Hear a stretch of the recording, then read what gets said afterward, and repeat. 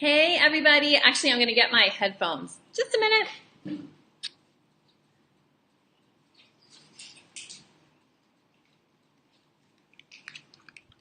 Here I am. Hello everyone, and thank you for tuning in to the last day of the Make It to Break challenge. I'm going to get these headphones on. Hold on a sec. See if we can improve the sound a little bit. There we go. So hello, my name is Kathy Mazak, and I'm coming to you from my laptop, which is why it looks kind of low. And today is Friday, yay! And it is the last day of this 5-day live stream series called the Make It to Break Challenge. So the idea for this came from my experience last semester, feeling really burnt out at the end of the semester and taking some very, deliberate and decisive action to not burn out. So I wanted to share some of the strategies that I use and that I've been using to try to make the semester, especially this particular moment of the semester, which for me is the last few weeks, to make it more full of ease. And we need to acknowledge, I think, that the semester kind of always ebbs and flows, and that's a really important thing that I tell people all the time, that the semester ebbs and flows. There are moments that are more difficult than others, and there are projects that compete and certain ones win at different times, and that managing that ebb and flow can be really helpful in just making your overall experience of being in academia much better. So I'm Kathy Mazak. I'm a full tenured professor at the University of Puerto Rico in Mayagüez. And I'm also a mom of 3 and an academic writing coach. So I help academic women write and publish more so that they can take control of their careers and really guide the way that they want their academic career to go.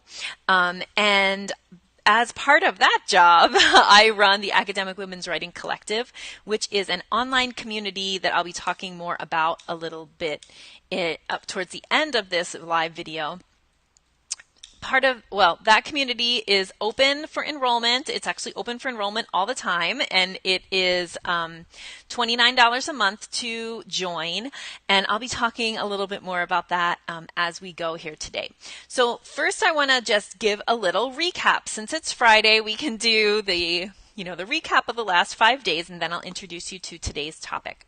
So on Monday, we talked about lowering the bar. By the way, if you can hear me and you would like to say hello in the comments, I always love to know who's out there watching. And if you comment, then I know who's there. And I can say hi to you. So day 1, Monday, we talked about lowering the bar. I read a fantastic book by Jon Acuff called Finish. And in that book, he talked about halving your goals. And he talked about something that I talk about a lot, actually, which is setting yourself up for success. Because if you continually don't reach your goals, you continually fail in your own mind, then you will kind of stop setting goals and stop trying to do things and just generally feel bad about yourself. And that is not what we want. So that book really resonated with me. And one of his strategies was half your goals. So to interpret that into this time of the semester, think about what your goal was for where you would be with your writing at this time of the semester, and give yourself a break if you're not there. You can plan, sorry. You can plan for stretching out your goals over, give yourself more time to accomplish your goals. And that will make you feel better about them and just help you to be more successful in general. Day 2 was stop playing the comparison game, and I talked about how you just don't know what's happening. Oh, sorry. I have a sneeze attack during this live video. you just don't know what's happening in other people's lives. You don't know the kinds of support systems they have at their university or in their families or in their homes. So you really can't compare. Everybody's at a different institution. We have different expectations. We have different levels of support. And so comparing doesn't get us anywhere. So ease up on the comparing. That was day 2. Day 3, was some things aren't meant to get done. So if you look at your to-do list, there are some things on your to-do list right now that won't get done, and that's okay. And we talked about using a top 3 strategy, which is that every day you pick 3 things that absolutely need to get done, and those are your to-do list for today is just 3 things. And when you check all those things off your list, then you can feel happy, and anything you do that day is extra. So that was day 3, which is some things weren't meant to get done. Day 4, which was yesterday, I had a lot of internet problems, but I did tell a story about my experience when my second child, who is now almost 9, when he was 10 months old.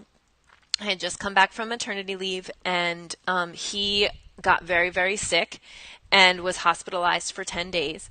And during that time, basically, I didn't sleep for more than an hour or so and in a chair for about 10 days. And I got to the point of kind of complete exhaustion. And he didn't, he was out of the hospital, but still had a lot of upper respiratory things. So it wasn't like he was sleeping real great either once we got home. And I got to the point where I was sitting in my driveway talking to my sister, and I said, I think I need to check myself into a hospital because I just don't know how I'm going to stop this runaway train that I feel like I'm on, and get the rest that I need. And she said, and I said, I have about 2 weeks of sick leave saved up. I wonder if I could take it. And she said, yeah, that's exactly what you need to do. And so I started to think about, and I talked about yesterday in the video, how we think that we can't stop and that we can't get the rest that we need.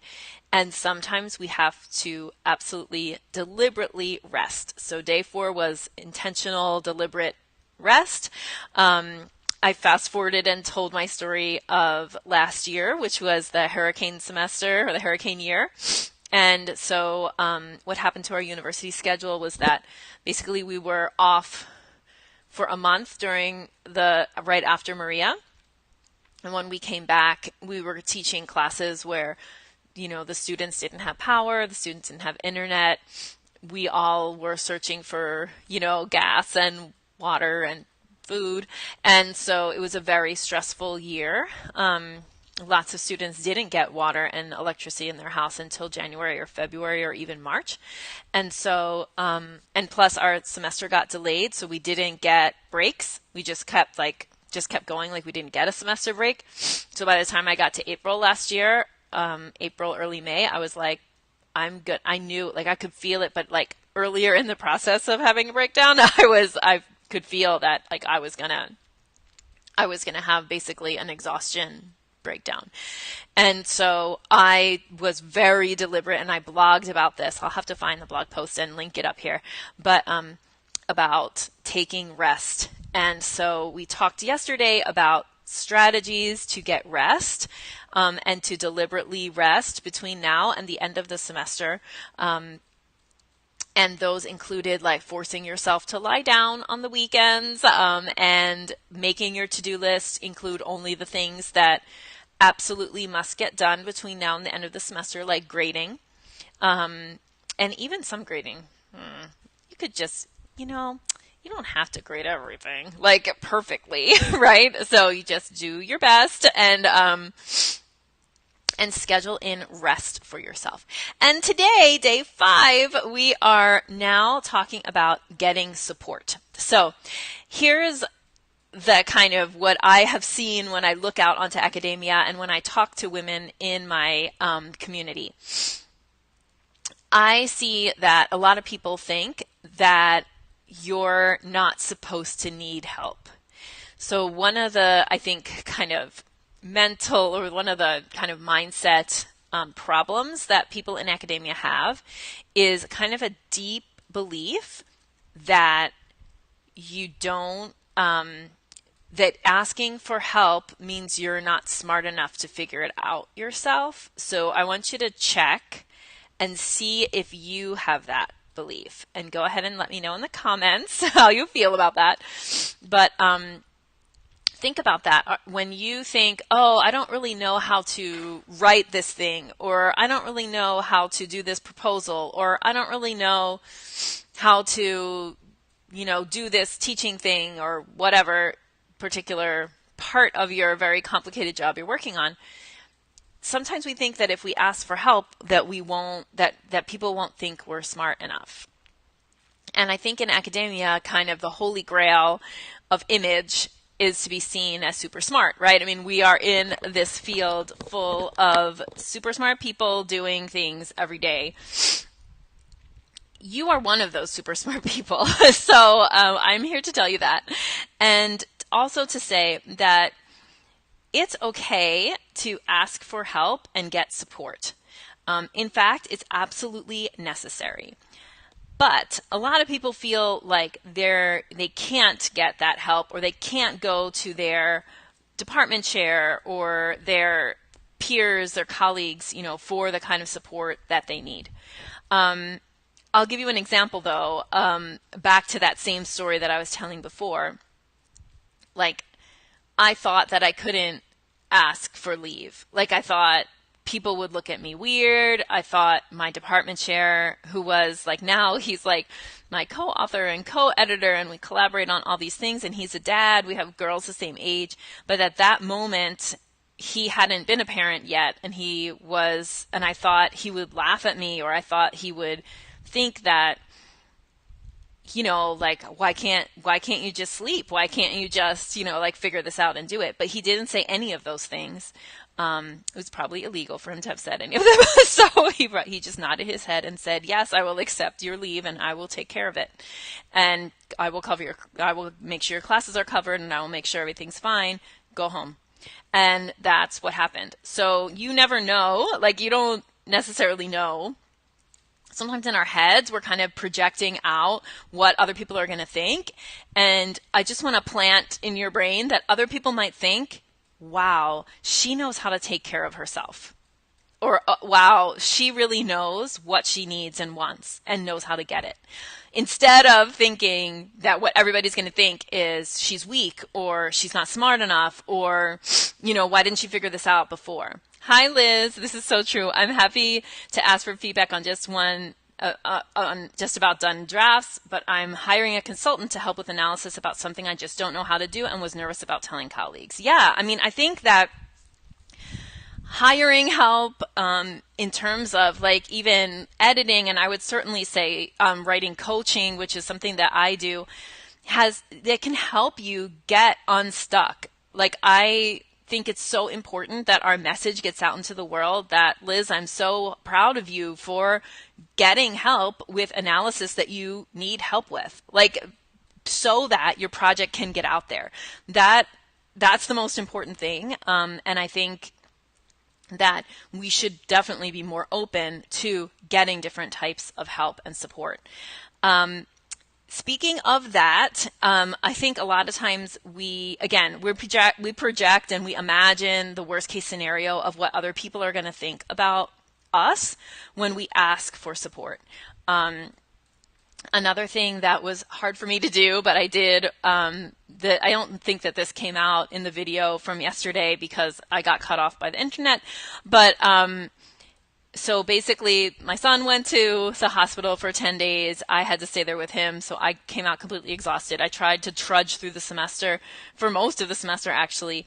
And then in around late October, early November, I took a leave of absence. And then I came back and kind of like was just doing the moves to get to the end of the semester, because I only actually had 2 weeks of leave that I could take, like in terms of like saved up sick days.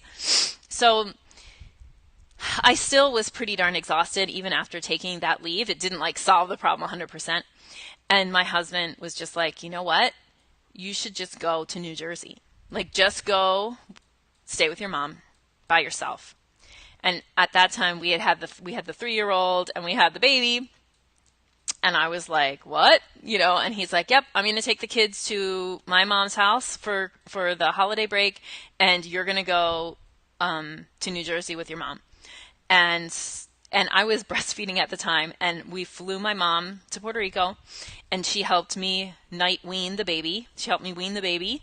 And then when this is hard to admit, I think, again, because I think people are going to think I'm a horrible person, right? I left the country. Like, I weaned the baby and I left because there was like no backseas, right? Like, I couldn't go back to waking up every 2 hours and all of these things. So, and by baby, at that point, my baby was 13 months old. That's when I weaned him. So it was like not the end of the world. He was eating solid foods and it was totally fine. But of course, you kind of feel like, oh my gosh, maybe people are going to think I'm a jerk, or especially like my mother-in-law. Like, I knew my mom would understand, but I didn't know if my mother-in-law would understand. But I had to just like suck it up and do what Guillermo said, and he was right. Like, I went to New Jersey. I stayed for a week or 10 days, like between the end of the semester and Christmas. Like, I didn't spend Christmas without my kids or anything.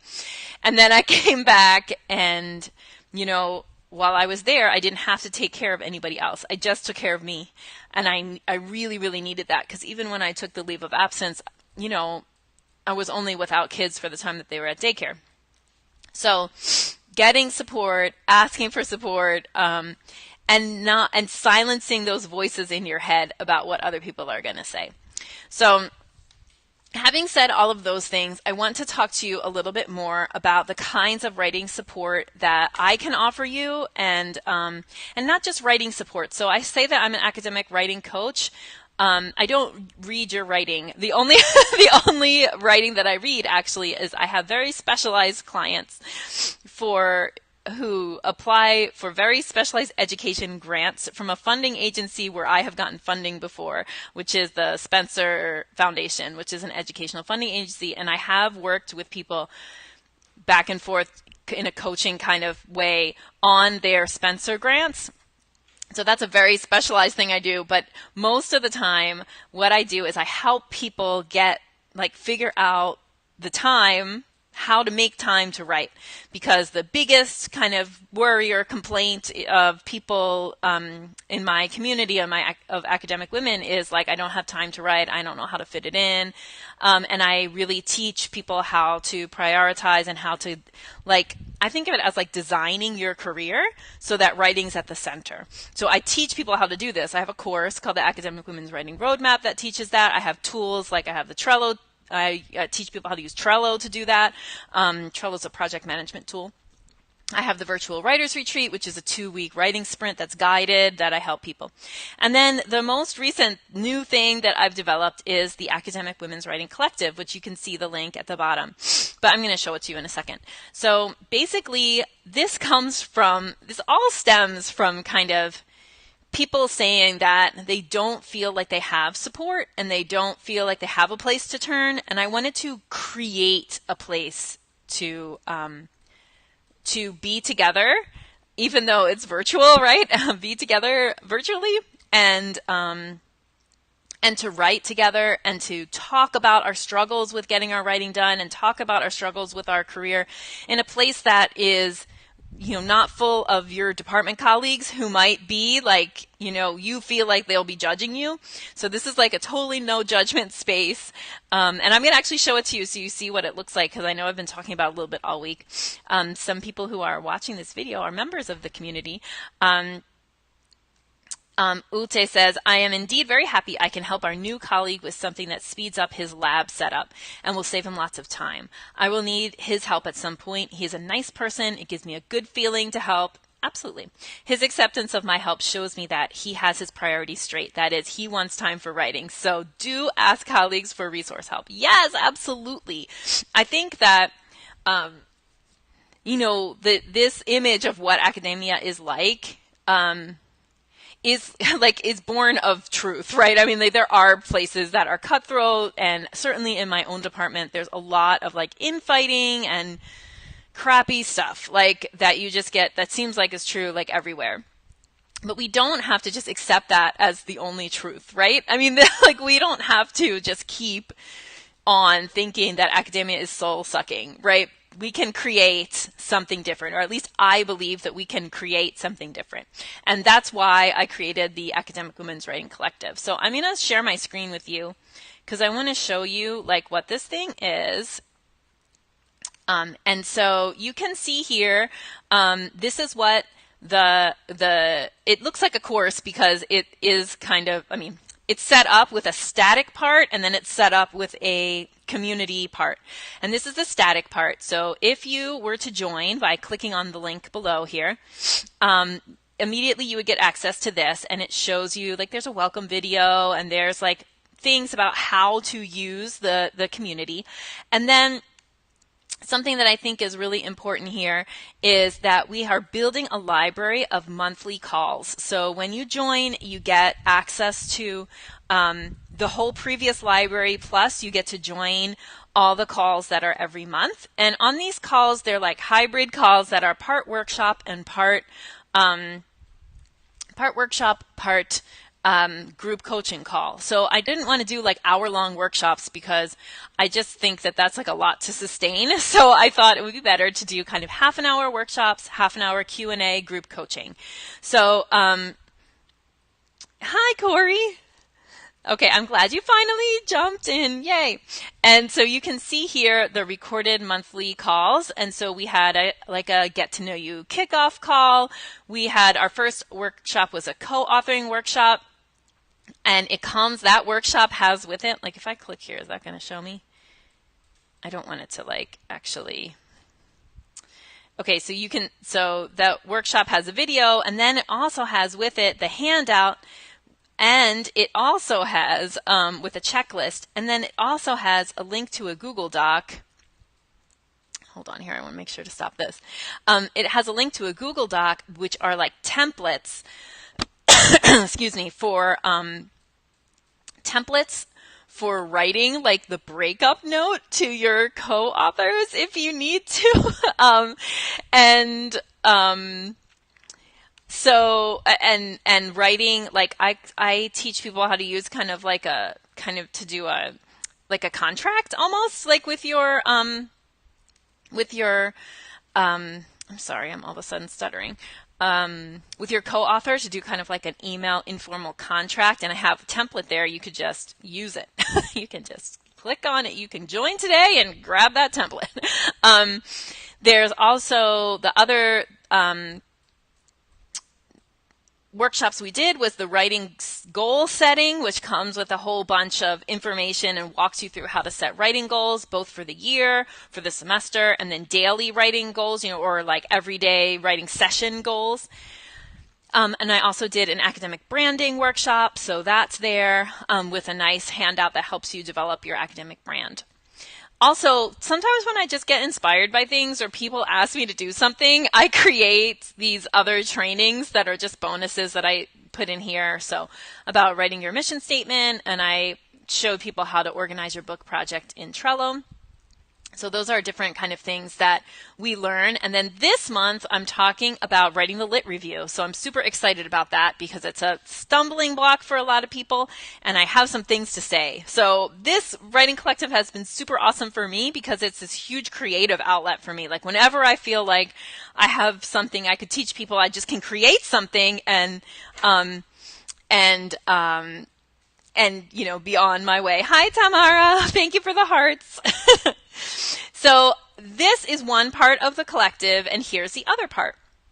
So the other part is our own Facebook-y, but not Facebook network. So inside of here, we use a system called Mighty Networks. And inside of here, it has a feed like a Facebook feed, right? So sometimes like I wrote this article, again, like I just felt inspired and I wrote an article about how to be productive after travel and posted it in the groups, and people were commenting. When we have upcoming workshops, This is Kate. She is our community manager, and I call her our TA, but she's our community manager inside of here. And so these are the workshops coming up this month in November, is about writing a lit review. We also have something in here that I think that is really cool, which is over here, or in any of the events, you can see we have a dedicated Zoom link so that at any moment, if you want to get together with somebody to write, you can use the Zoom link and write together. Basically, you just click through to the Zoom link, you have your little cameras on there, you can put your goals in the chat and get going. And the other cool thing about that is that we also, so you have that which can be spontaneous, but then we also have actual, every week we have 2 times that everybody can get together. So, oh, thank you, Ute. That makes me so happy that you think it is super helpful. Yay! So people also write, like, post things. They're like, I'm having trouble with this, whatever. Help me. Excuse me. Let me see if I can click this away. Yes. So here, there's also a bunch of topics where we talk about different things like balancing, handling writing criticism, goals and accountability, all these kinds of different things. And we also have a really cool thing, which is writing circles, and anybody can create a writing circle. There's one for literary studies, there's post-tenure people, there's pre-tenure people. So if you want to kind of, oh, look, for those living in the United Kingdom, that's new. So if you want to get together, you can create your own writing circle about whatever topic you want. And then also everybody who registers here puts their discipline in here. So you can see that we have women from lots of disciplines, and these are not the only ones. There's 100 and some people in this group, 130 something. They haven't all chosen disciplines for when they when they set up their profile. So if you're interested in joining, I would welcome you to click through to the link that's right now next to my face. This way, this way, this way. I can't click. The one that's at the bottom, and you will see, you will click through to this page, and if you click on join now, that's how you sign up. You can read some more things, see what's all is included, frequently asked questions, and then you can decide whether you want to join for the monthly rate, which is $29 a month, or a yearly rate, which allows you to have a month free. A lot of people who are paying with institutional professional development funds choose the yearly rate because it's just easier for billing. And then you click join now, and I'm not sure what this is going to do since I'm already joined. And you'll see here that it will kind of show you your little cart there. I'm going to log out so you can see what it looks like if you're new to Teachable. This system is called Teachable.